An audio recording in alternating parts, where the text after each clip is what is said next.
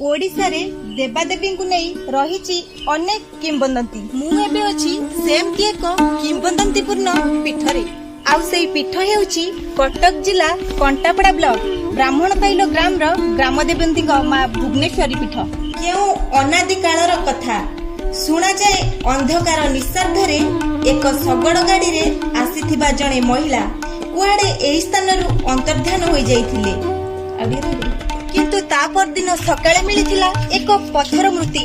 से पत्थर मूर्ति हेउचंती एबेकार ब्राह्मणपाइलर ग्रामदेवती मां भुवनेश्वरी। जगतर मंगल मनासी यही पीठरू मु पल्लविनी आपण मानक स्वागत करुछि हमर स्वतंत्र कार्यक्रम आज दिन।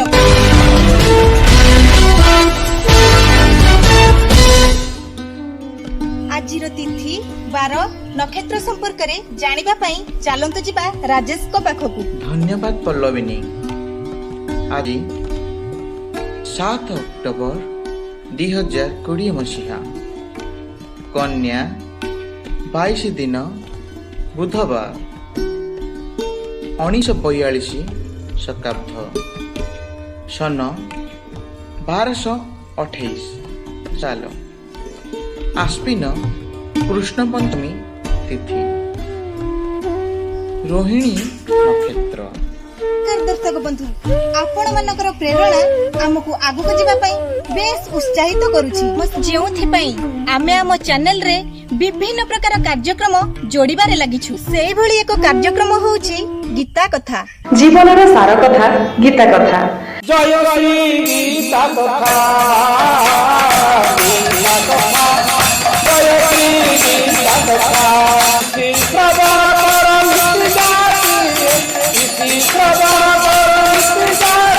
अरे जनम जनम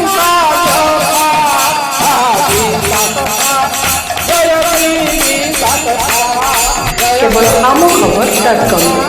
प्रिय दर्शक बंधु आपण माने जानती गीता दिए मनरे शांति आपणक कर्ममय जीवन रे टिकिए शांति पाई आमर एई छोट प्रयास जीवनर सार कथा गीता कथा।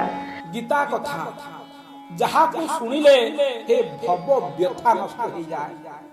आज्ञा संसार रे समस्त कथा होची वृथा आ व्यथा।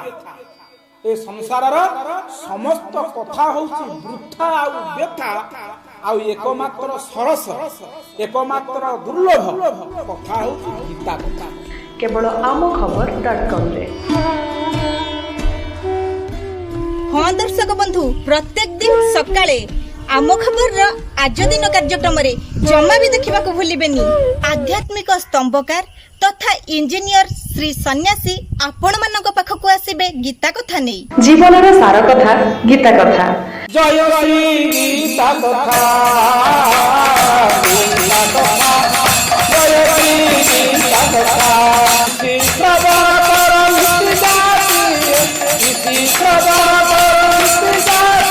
अरे जनम जनम